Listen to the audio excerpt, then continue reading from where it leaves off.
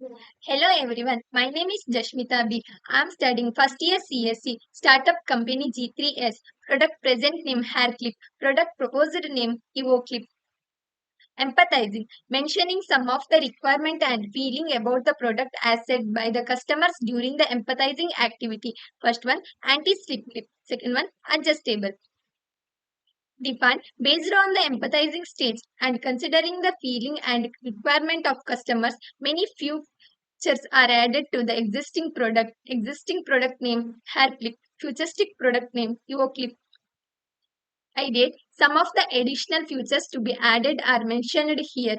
First one, sensor to color change adds decorative elements used in bow clips and ribbon clips.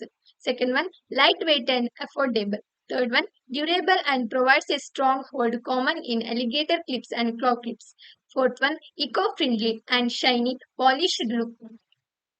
Prototype. In prototype stage, the real working model has to be manufactured. Due to the time constraint, the mentor advised a draw sketch. The sketch is given below. Testing. I request the viewers of the presentation video to comment your opinion to satisfy the testing stage. Thank you.